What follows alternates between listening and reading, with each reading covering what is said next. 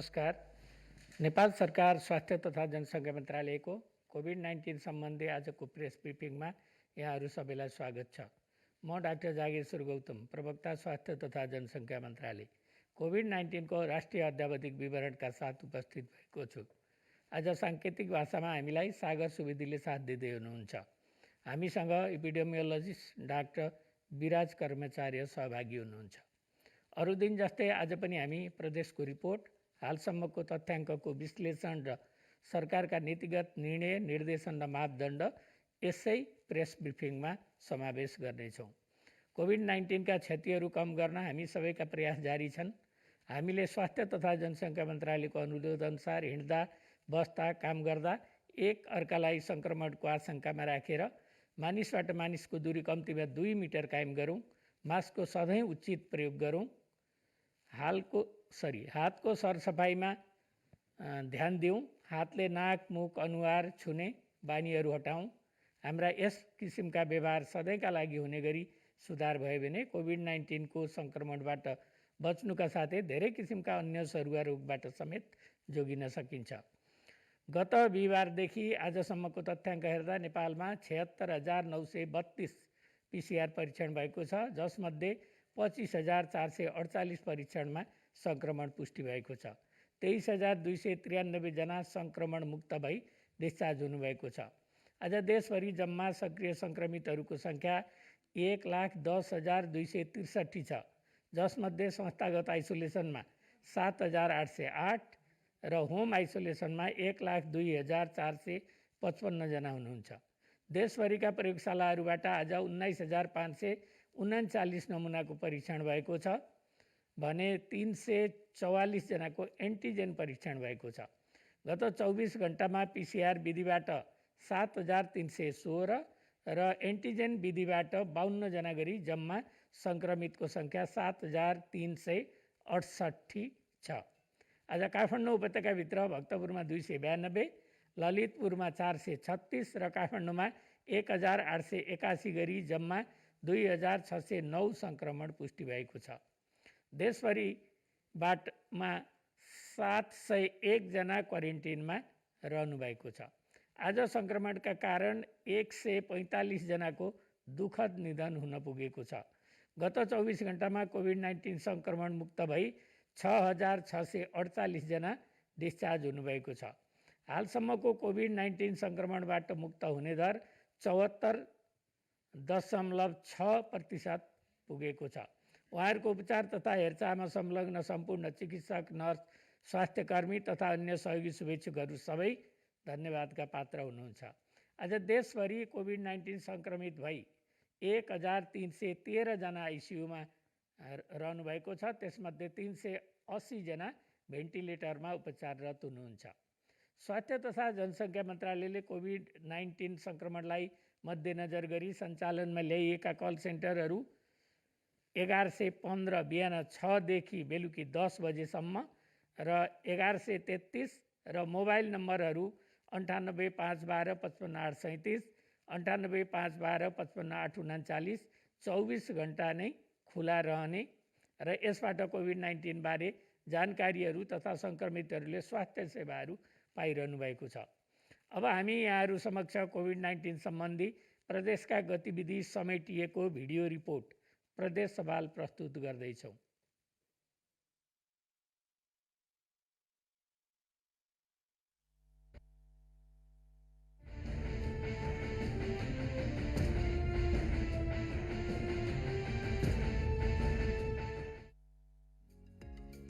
Corona भाइरसलाई परास्त गर्न व्यक्तिले मनोबल उच्च बनाउनुपर्छ। सङ्क्रमण भएका बेला सकारात्मक सोच बनाउँदै आफ्नो दैनिकीलाई निरन्तरता दिएर मनोबल उच्च बनाउन सकिने विज्ञहरू बताउँछन्। आइसोलेसनमा बसेका बेला सकारात्मक समाचार सुन्नुपर्दछ। समयमा सुत्ने, समयमा उठ्ने, नियमित खानपान गर्ने र व्यायाम गर्दा पनि मनोबल उच्च बनाउन सहयोग पुग्नेछ। सबैभन्दा पहिला चाहिँ सकारात्मक सन्देशमूलक समाचारहरू मात्र सुन्नुपर्छ। सामाजिक सञ्जालमा धेरै समय बिताएर नकारात्मक समाचारहरूलाई मात्र हेरेर गर्दाखेरि चाहिँ त्यसले मानसिक हिसाबमा तनाव हुन्छ। त्यो सँगसँगै दिनचर्यालाई व्यवस्थित गर्नुपर्छ। समयमा उठ्ने, खानपानमा ध्यान दिने, नियमित व्यायाम गर्ने, ध्यान, योगा, आफूलाई आउने चिजहरू गर्ने, परिवारसँग म आफू खुलेर आफ्नो मनका कुराहरू भन्ने र घरमा काम गरेको व्यक्तिले चाहिँ कुन काम हो र कुन घरको समय हो त्यसलाई व्यवस्थित बनाएर दिनचर्यालाई हामीले अघि बढायौँ भने मानसिक हिसाबमा स्वस्थ रहन सकिन्छ। आइसोलेसनमा बस्दा नकारात्मक विचारहरू आउन सक्छन्। यस्तो बेलामा परिवारका सदस्यहरूसँग खुलेर कुरा गर्नुपर्दछ। सकारात्मक समाचार सुन्ने, सृजनात्मक काम गर्ने गर्नुपर्छ। आइसोलेसनमा नबसेको अवस्थामा बालबालिकासँग खेल्नुपर्छ। साथीभाइहरूसँग टेलिफोन वा सामाजिक सञ्जाल मार्फत सकारात्मक विषयमा कुराकानी गर्नुपर्छ। सकारात्मक भावना राखेर सरकारले दिएका निर्देशनहरूको पालना गर्दा पनि मनोबल उच्च बनाउन सकिन्छ। यो समयमा मुख्य हामीले ध्यान दिनुपर्ने कुरा चाहिँ के हो भने खालि नकारात्मक न्युजलाई मात्र बेसिस बनाएर ल बर्बादै भयो, खतमै भयो भन्ने किसिमको मनस्थिति चाहिँ हामीले विकास गर्न हुँदैन। सबै ठिक हुन्छ, राम्रो भइहाल्छ नि भन्ने किसिमका मनस्थिति राखेर सरकारले दिएका मापदण्ड, स्वास्थ्यका मापदण्डलाई फलो गर्नुपर्छ। कोरोनाको सङ्क्रमणलाई जित्नका लागि आत्मबल चाहिने र रमाइलो वातावरणमा आत्मबल बढ्ने भएकाले त्यस्तो वातावरण बनाउने प्रयास गर्नुपर्छ। कोरोना सङ्क्रमण भएर लक्षण नदेखेका तथा सामान्य लक्षण देखेका व्यक्ति अरू मानिसबाट अलगिएर बस्ने र त्यहाँ बस्दा मनमा लागेको कुरा लेख्ने, गीत सुन्ने, चलचित्र हेर्ने गर्दा पनि फाइदा हुनेछ। सङ्क्रमण भएपछि पनि अनलाइनबाट काम गर्न सम्भव हुनेले आफ्नो काम नियमित गर्नुपर्छ। यो सँगै नियमित योग तथा व्यायाम गर्ने, पोसिला खाना खाने गर्नुपर्छ। यस्तै कोरोनासँग सम्बन्धित नकारात्मक समाचार हेर्नु र सुन्नु पनि हुँदैन। सङ्क्रमण निको भएपछि सकेसम्म चाँडै काममा फर्किएर दिनचर्यालाई व्यस्त बनाउँदा सकारात्मक सोचको विकास गर्न सहयोग पुग्नेछ। सकारात्मक सोचको विकास गर्नको लागि चाहिँ सबैभन्दा महत्त्वपूर्ण चाहिँ हामीले हाम्रो मनमा कस्ता सोचहरू आइरहेछन् त्यसलाई हेर्नुपर्छ। यदि हामीका मनमा आएका सोचहरूले हामीलाई असर गरिरहेछ, हाम्रो आत्मबलमा कमी आइरहेको छ भने हामीले अब त्यसलाई परिवर्तन गर्नको लागि चाहिँ आफ्नो यो अप्ठ्यारो परिस्थितिमा चाहिँ कुनै न कुनै हिसाबमा नौलो क्रियाकलाप गरेर त्यसलाई डिस्ट्र्याक्ट गर्नुपर्छ र त्यो नौलो क्रियाकलाप जे पनि हुनसक्छ। त्यो सँगसँगै हामीले हाम्रो संस्कृति र हाम्रो धार्मिक हिसाबले दिएका हाम्रा विभिन्न उपदेशहरूको पनि सहयोग लिन सक्छौँ, पढ्न सक्छौँ, होइन, केही कुरामा व्यस्त पार्न सक्छौँ, घरको काममा सहयोग पुर्याउन सक्छौँ। त्यस्तो गर्न सक्यौँ भने चाहिँ नकारात्मक सोचबाट हामी टाढा बस्न सक्छौँ र कहिलेकाहीँ चाहिँ साधना, ध्यान, यो ब्रिदिङ एक्सर्साइजहरूको सहयोगले पनि हामीले मनको यो अप्ठ्यारोलाई ठिक पार्न सक्छौँ। कोरोना सङ्क्रमणबाट बच्न स्वास्थ्य मापदण्डको पूर्ण पालना गर्नुपर्छ। कुनै कारणले सङ्क्रमण भइहालेमा पनि मनोबल उच्च बनाउँदा सङ्क्रमण चाँडै निको हुने भएकाले सरकारले दिएका सुझावको पालना गर्नुपर्दछ।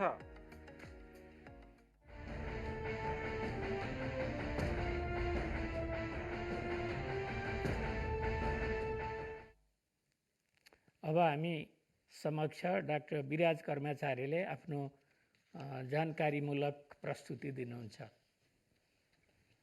हजुर नमस्ते। आज फेरि म यहाँहरू समक्ष कोभिड-19सँग सम्बन्धित केही नयाँ जानकारीहरू लिएर आएको छु। अघिल्लो हप्ताको तुलनामा यो हप्ता कोभिड सङ्क्रमितहरूको सङ्ख्यामा हेर्ने हो भने नेपालमा 14%ले वृद्धि भएको छ। तपाईँले यो ग्राफमा देख्नुहुनेछ कि अहिले विश्वमा एकदमै चाँडै यो कोभिडको सङ्ख्या बढिरहेका देशहरूमध्ये नेपाल पनि पर्दछ। तर गएका केही हप्ताहरूको तुलनामा हेर्ने हो भने अहिले यो बढ्ने दर चाहिँ बिस्तारै चरम बिन्दुमा पुगेको हो कि भन्ने कुरा हामी बुझ्न सक्दछौँ। तर नेपालभित्र पनि हेर्ने हो भने विभिन्न प्रदेशमा यो कोभिड सङ्क्रमणको दर अलिक भिन्न भिन्न छ।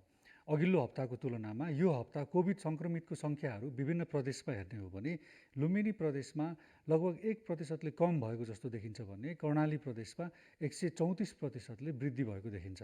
त्यसरी नै गण्डकी प्रदेशमा 21%, बागमतीमा 4%, प्रदेश 1मा 28%, प्रदेश 2मा 81% र सुदूरपश्चिममा 91%ले बढेको देखिन्छ। यसबाट पनि हामी के बुझ्न सक्छौँ भने देशभित्रै पनि कोभिड सङ्क्रमितहरूको सङ्ख्या बढ्ने दर विभिन्न ठाउँमा विभिन्न छ। यो नक्सामा यहाँहरूले नेपालका विभिन्न जिल्लाहरूमा कुन किसिमले कोभिड सङ्क्रमितहरूको सङ्ख्या बढिरहेको छ भनेर देख्नुहुनेछ। यसमा सबैभन्दा गाढा रङ भएकोमा सबैभन्दा बढी सङ्ख्यामा कोभिड सङ्क्रमितहरूको वृद्धि भएको छ भने हरियो देखिएका ठाउँहरूमा भने निकै कम अथवा न्यून रूपमा मात्रै वृद्धि भएको जान्न सकिन्छ। यो हप्ता औसत दैनिक नयाँ कोभिड-19 सङ्क्रमितको सङ्ख्या प्रति लाख जनसङ्ख्या हेर्ने हो भने नेपालका धेरैजसो जिल्लाहरूमा धेरै नै सङ्क्रमण भइसकेको भन्ने कुरा देखिन्छ। यसमा सबैभन्दा गाढाले व्यापक रूपमा सङ्क्रमण भएको भन्ने देखाउँछ, जुन चाहिँ प्रति लाख जनसङ्ख्या 10 जनाभन्दा बढीको सङ्ख्यामा सङ्क्रमितहरू भएको भन्ने बुझिन्छ। हामीले गएका हप्ताहरूमा पनि नेपाल र भारतमा सङ्क्रमणको दर कसरी भिन्न छ भन्ने कुराहरू हामी देखाइरहेका छौँ। अहिले पनि हामी के देख्न सक्छौँ भने प्रति 10 लाख जनसङ्ख्याको आधारमा हेर्ने हो भने नेपालमा सङ्क्रमण भारतको सङ्क्रमणभन्दा उच्च छ। यो ग्राफमा तपाईँहरूले जुन देख्नु भइरहेछ, निलो रङको धर्को चाहिँ भारतको हो भने रातो रङको धर्कोले नेपाल जनाउँदछ। नेपालमा अहिले प्रति 10 लाख जनसङ्ख्या झन्डै 303.1 को हैसियतले सङ्क्रमण भइरहेको छ भने भारतमा यो 215.0 को हिसाबले बढिरहेको छ। र दैनिक मृत्यु हुनेको सङ्ख्या पनि प्रति 10 लाख हेर्ने हो भने नेपालमा झन्डै भारतमा भन्दा 2 गुणा बढी दरले मृत्यु भइरहेको छ। भारतमा अहिले हरेक दिन प्रति 10 लाख जनसङ्ख्या 2.5 जनाको मृत्यु हुन्छ भने नेपालमा प्रति 10 लाख जनसङ्ख्या लगभग 6 जनाको मृत्यु भएको देखिन्छ। नेपाल र भारतमा कोभिड-19 को टेस्ट पोजिटिभिटी दर हेर्ने हो भने पनि हामी के देख्छौँ भने भारतभन्दा नेपालमा 2 गुणाभन्दा बढी टेस्ट पोजिटिभ हुने दर छ। भारतमा अहिले 20.2 छ भने नेपालमा 46.7 छ। यो ग्राफमा यहाँहरूले जुन रातो रङको धर्को देख्नु भइरहेछ, त्यसले चाहिँ नेपालको टेस्ट पोजिटिभिटी देखाउँछ भने निलोले भारतको देखाउँछ। यसबाट पनि हामी के बुझ्न सक्छौँ भने नेपालमा यो सङ्क्रमण अझै पनि धेरै ठुलो रूपमा फैलिएको छ र समुदायमा पनि छ। साथै सङ्क्रमितहरूको जुन सङ्ख्या हामीले देख्छौँ र सुन्छौँ त्यो सङ्ख्याभन्दा निकै बढी छ भन्ने कुरा बुझ्नुपर्दछ। नेपाल र भारतमा कोभिड-19 को फैलिने दर प्रति सङ्क्रमित कतिजना अरू सङ्क्रमितहरूमा फैलिरहेको छ त भन्ने हेर्ने हो भने पनि नेपालमा अहिले भारतको भन्दा बढी प्रति सङ्क्रमित व्यक्ति फैलिने दर बढिरहेको भन्ने कुरा देखिन्छ।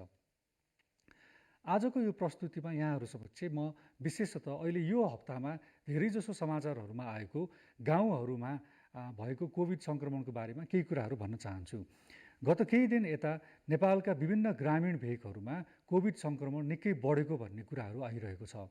कतिपय ठाउँमा यो टेस्टिङ गरिसकेपछि कोभिड सङ्क्रमितहरूको सङ्ख्या निर्धारण भएको छ भने कतिपय ठाउँमा कोभिडकै जस्तो गरेर सङ्क्रमणहरू भइरहेको तर टेस्ट अझै पनि हुन नसकेको तैपनि विभिन्न व्यक्तिहरूमा रोगका सङ्केतहरू देखेको र मृत्यु पनि भएको समाचारहरू धेरै ठाउँबाट आइरहेको छ। यसमा एउटा प्रमुख कारण के पनि हो भने गाउँहरूमा निषेधाज्ञाको उल्लङ्घन भइरहेका समाचारहरू छन्। सहरी क्षेत्रहरूमा निषेधाज्ञा हुँदा पनि गाउँघरहरूभित्र भने विभिन्न सामाजिक कार्यक्रमहरू भइरहेको र आवत जावत पनि खुला रूपमा भइरहेको हुनाले पनि यो सङ्क्रमणको अहिले देखिन थालेको सम्भावना बुझ्न सकिन्छ। अर्को कुरा, लकडाउनभन्दा अगाडि ठुला सहरहरूमा जहाँ सङ्क्रमण एकदमै फैलिसकेका थिए, ती सङ्क्रमण फैलिसकेका ठाउँहरूबाट मानिसहरू 10औँ हजारको सङ्ख्यामा गाउँहरूमा जाने र गाउँमा बसेर पनि होम आइसोलेसन अथवा छुट्टिएर बस्ने व्यवस्था नगरेको कारणले गर्दाखेरि पनि गाउँमा सङ्क्रमणहरू फैलिएको जस्तो देखिन्छ। यी केही समाचारहरूले पनि अहिले राजधानी वरिपरिका गाउँहरूमा मात्र नभइकन देशका अरू पनि विभिन्न ग्रामीण ठाउँहरूमा जिल्लाहरूमा भेगहरूमा सङ्क्रमण भएको भन्ने देखिन्छ। अब यसमा के गर्न सक्छौँ त हामीले? सर्वप्रथम त यसमा हामीले पहिलो कुरा एउटा गाउँबाट अर्को गाउँमा आवत जावत नगर्ने र गाउँभित्र पनि धेरै मानिसहरूको हेलमेल नगर्ने कुरामा एकदमै ध्यान दिनु पर्दछ। किनभने सानो गाउँहरूमा मानिसहरूको हेलमेल हुँदाखेरि चाँडै सर्ने सम्भावना हुन्छ। त्यस्तै हरेक गाउँहरूमा क्वारेन्टाइन तथा आइसोलेसन सेन्टरको प्रबन्ध गर्नुपर्दछ। ग्रामीण भेगका घरहरूमा प्रायः होम आइसोलेसनमा बस्न योग्य संरचना हुँदैन। त्यस्ता ठाउँहरूमा संस्थागत क्वारेन्टाइनहरूको व्यवस्था नगर्नुको अर्थ घरमा, परिवारमा तथा टोल छिमेकमा त्यो रोग सर्नु नै हो। त्यही कारणले पनि गाउँहरूमा क्वारेन्टाइन तथा आइसोलेसन सेन्टरहरूको प्रबन्ध गर्नुपर्दछ। उच्च जोखिम भएका गाउँहरूमा सामूहिक परीक्षण गर्ने र सङ्क्रमितहरूको समयमा नै कन्ट्याक्ट ट्रेसिङ गर्नुपर्दछ। क्वारेन्टाइन र आइसोलेसनमा हुनेहरूलाई सहायता दिने र सङ्क्रमित बिरामीहरूलाई समयमा नै उचित उपचारको प्रबन्ध गर्नुपर्दछ। एउटा गाउँबाट अर्को गाउँमा आवत जावत निषेध गर्ने र गाउँभित्रै पनि विभिन्न टोलहरूमा, विभिन्न ठाउँहरूमा मानिसहरूको हेलमेल रोकेको खण्डमा अहिले पनि गाउँहरूमा यो रोग थप फैलिनबाट जोगाउन सकिन्छ। उच्च जोखिम भएका गाउँहरूमा सामूहिक रूपमा कोभिड-19 को परीक्षण गर्न सकिन्छ। तर हामीलाई थाहा छ कि कतिपय ठाउँहरूमा हामीले एकदमै पुग्दो रूपमा परीक्षण गर्न नसक्न सक्छौँ। त्यस्तो अवस्थामा हामीले अलिकति भिन्न तरिकाले परीक्षण गर्नुपर्दछ, जसमा जस्तै कि एक परिवारमा एकजना अथवा टोलहरूबाट प्रतिनिधित्व हुने गरेर सङ्क्रमित लागेका व्यक्तिहरूको परीक्षण गर्ने गरेर यसरी भए पनि गाउँमा अहिले कोभिडको सङ्क्रमण के कस्तो अवस्थामा छ भन्ने कुरा केही हदसम्म जानकारी लिन भने सकिन्छ। सङ्क्रमित भइसकेपछि कन्ट्याक्ट ट्रेसिङको पनि अति आवश्यकता छ। यदि समयमा नै कन्ट्याक्ट ट्रेसिङ नभएको खण्डमा एक सङ्क्रमितबाट अरू र त्यसबाट पनि अरू सङ्क्रमितहरूमा फैलिने क्रम जारी नै हुन्छ। तर एकजना सङ्क्रमित थाहा भइसकेपछि स्थानीय तहबाट र सङ्क्रमित आफ्नै पहलमा पनि आफूबाट सङ्क्रमित भइसकेकाहरू को हुनसक्छ भन्ने सम्भावना बुझेर यो प्रबल सम्भावना भएका व्यक्तिहरूलाई सम्पर्क गरेर होम क्वारेन्टाइनमा बस्नको लागि हामीले अनुरोध गरेको खण्डमा सङ्क्रमितहरूबाट सर्ने सम्भावना एकदमै कम हुन्छ। यसले झन्डै 85% थप व्यक्तिहरूलाई सङ्क्रमणबाट बचाउन सकिन्छ। त्यही भएर स्थानीय निकायहरूले पनि कन्ट्याक्ट ट्रेसिङलाई एकदमै धेरै महत्त्व दिनुपर्दछ। त्यस्तै हरेक गाउँहरूमा क्वारेन्टाइन र आइसोलेसन सेन्टरको पनि प्रबन्ध गर्न अति आवश्यक छ। अहिले हामीले समाचारमा के देखिरहेका छौँ भने कतिपय ठाउँमा संस्थागत क्वारेन्टाइन, संस्थागत आइसोलेसनको व्यवस्था गरिए तापनि सङ्क्रमितहरू र क्वारेन्टाइनमा बस्नुपर्नेहरू घरमा नै बसिरहेको भन्ने समाचारहरू पनि आएका छन्। यसो गर्नुहुन्न, किनभने गाउँको घरहरूमा भनेको होम आइसोलेसन तथा होम क्वारेन्टाइनमा बस्नको लागि संरचना मिलेको हुँदैन। किनभने सबै व्यक्तिहरू प्रायः नजिकै बस्ने, राम्रोसँग हावाको सञ्चार नहुने तथा सँगै खाने, एउटै टोयलेट बाथरुमहरू प्रयोग गर्ने भएको हुनाले घरहरूमा बसेर क्वारेन्टाइन तथा आइसोलेसन गर्न एकदमै गाह्रो हुन्छ। त्यही भएर स्कुल, होटल तथा अरू के कस्ता संरचनाहरू छन् ती संरचनाहरूमा क्वारेन्टाइन र आइसोलेसनको व्यवस्था गर्नैपर्छ र कमसेकम वडाको तहमा सङ्क्रमितका आफ्नो परिवारहरूलाई हेरेर घरमा क्वारेन्टाइन तथा आइसोलेसनमा बस्न मिल्दैन भने वडा तथा स्थानीय पालिकाको पहलमा भए पनि सङ्क्रमितहरूलाई आइसोलेसन सेन्टरमा नै ल्याएर सुरक्षित रूपमा राख्नु अति आवश्यक छ।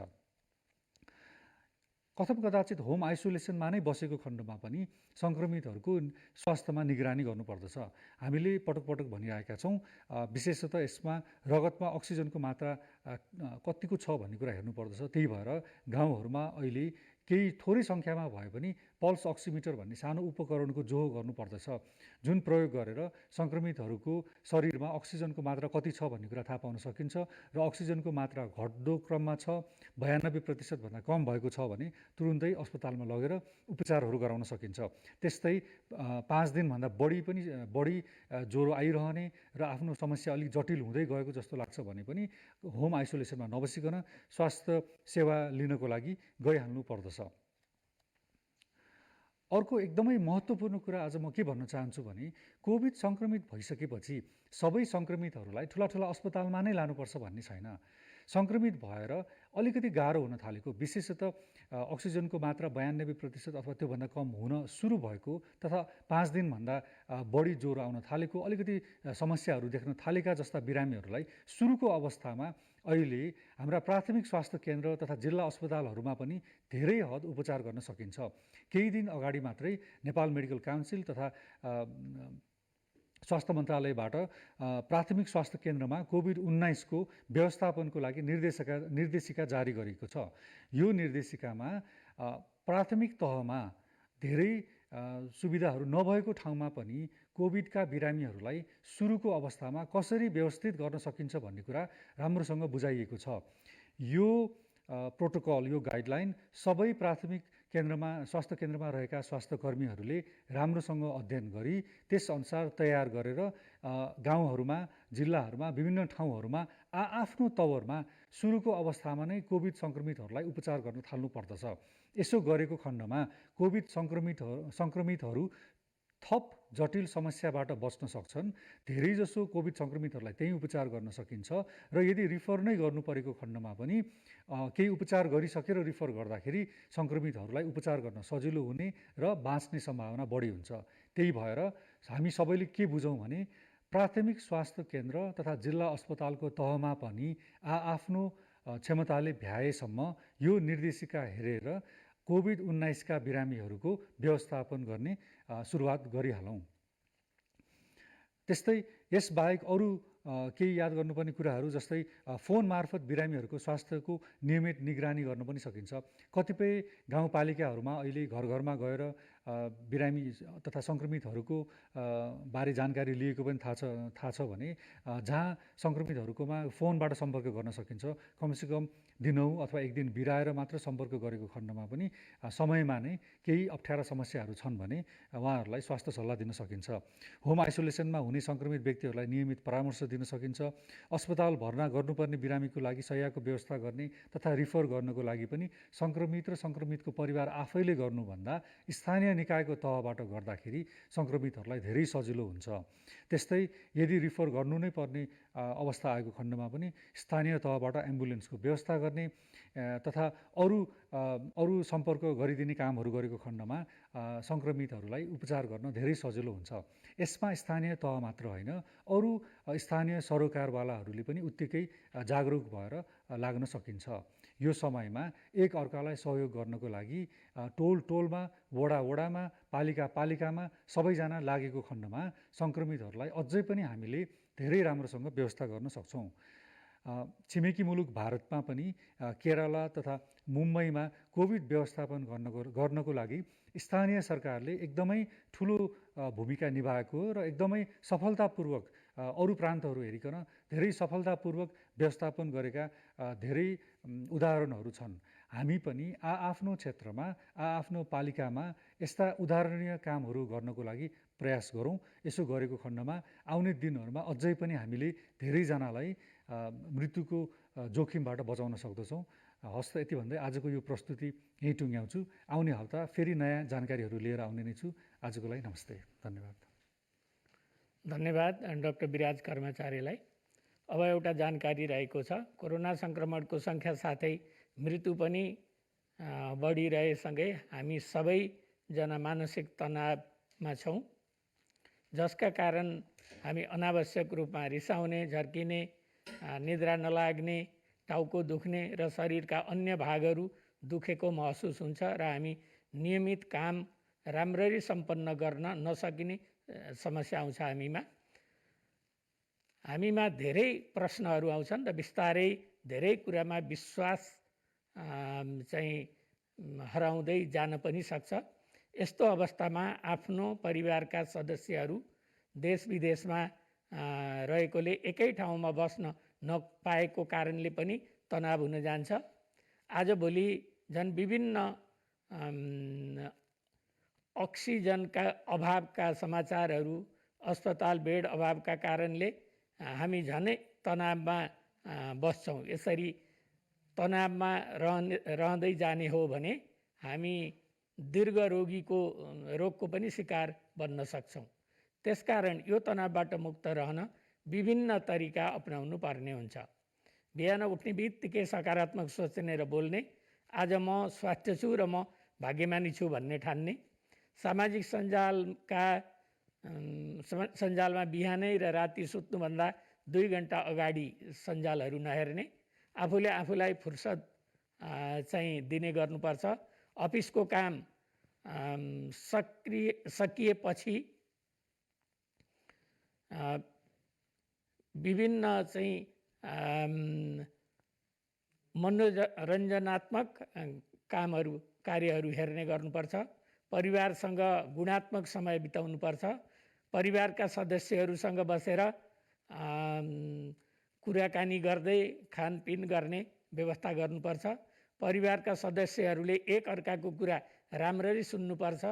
परिवारका साथै कोभिड सङ्क्रमण, मृत्यु र अस्पतालका अभावका कुराहरू मात्र नगर्ने गर्नुपर्छ।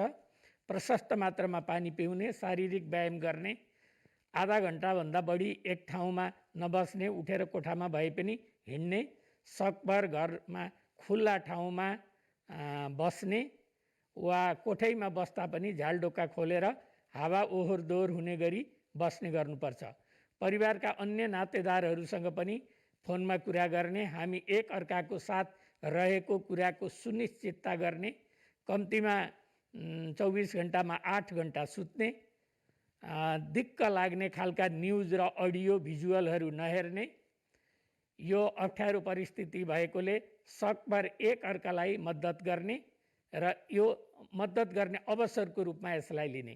हामी सबैजनाले परिकल्पना नगरेको स्थितिबाट हामी गुज्रिरहेका छौँ। निषेधाज्ञा गर्नुपर्ने नेपाल सरकारको रहर नभई यो सङ्क्रमणको कारणले सङ्क्रमणको साङ्लो चेन अफ इन्फेक्सन तोड्ने रणनीति भएकोले यसलाई पनि सम्पूर्ण क्षेत्रबाट बोझ नभई सकारात्मक पहलको रूपमा आत्मसात गरिदिनु हुन पनि हामी हार्दिक अनुरोध गर्दछौँ। हामी धेरैलाई अर्थतन्त्रमा चाहिँ नकारात्मक असर भयो भन्ने चिन्ता छ। त्यो स्वाभाविक चिन्ता हो, तर हामी सबैको पहिलो प्राथमिकता भनेको जीवन रक्षा गर्नु हो। कोरोना बेलैमा नियन्त्रण हुन सक्यो भने मात्र हामी हाम्रो अर्थतन्त्रलाई चलायमान बनाइराख्न सक्छौँ। त्यसकारण कोरोनाबाट बच्न स्वास्थ्य तथा जनसङ्ख्या मन्त्रालयले अपनाएका मापदण्डहरू मेरो लागि पनि हो भन्ने बुझेर व्यवहार गर्नुपर्छ। एक अर्का बीच कम्तीमा पनि 2 मिटरको दूरी कायम गर्नुपर्छ। अनिवार्य नाक मुख छोपिने गरी मास्कको प्रयोग गर्नुपर्छ र बेला बेलामा साबुन पानीले मिची 20 सेकेन्डसम्म राम्ररी हात धुनुपर्छ। आवश्यक नभई घर बाहिर नजाउँ। कोरोनाबाट आफू बचौँ र अरूलाई पनि बचाउँ। र एउटा जानकारी छ, गैर आवासीय नेपाली सङ्घले मध्यपूर्वका राष्ट्रहरूको समन्वय परिषद र नेपाली राजदूतावास मस्कट ओमानसँगको सहकार्यमा 560वटा अक्सिजन सिलिन्डर स्वास्थ्य तथा जनसङ्ख्या मन्त्रालयलाई हस्तान्तरण गरेको छ। र अर्को एउटा सूचना छ, अस्पतालहरूमा अक्सिजनको अभाव हुँदै गरेको भनी चिकित्सकहरूले बिरामीका आफन्तलाई चाहिँ अक्सिजन लिएर आउनुहोस् भनेर भन्ने गरिएको पनि सुन्नमा आएको छ। सम्पूर्ण चिकित्सक नर्स स्वास्थ्य कर्मीहरूलाई बिरामीका आफन्तलाई अक्सिजन खोजेर ल्याउनुहोस् भन्ने अनुरोध नगर्न हामी स्वास्थ्य तथा जनसङ्ख्या मन्त्रालयको तर्फबाट हार्दिक अनुरोध गर्दछौँ। र यो अक्सिजनको व्यवस्थापन गर्ने काम चाहिँ अस्पतालको हो। र अर्को कुरा, हामी चाहिँ चीन सरकारबाट प्राप्त अक्सिजन सिलिन्डरहरू आज आइपुग्ने कार्यक्रम छ, व्यवस्थापन गरिएको छ। मस्कटबाट प्राप्त र चीन सरकारबाट प्राप्त अक्सिजन सिलिन्डरहरू 7वटा प्रदेशका अस्पतालहरूमा डिस्ट्रिब्युट गर्ने बाँडिने कुरा पनि यहाँहरूलाई म जानकारी गराउन चाहन्छु। यसका साथै आजको यो कोभिड-19 सम्बन्धी राष्ट्रिय अद्यावधिक विवरण यहीँनिर अन्त्य गर्न चाहन्छु।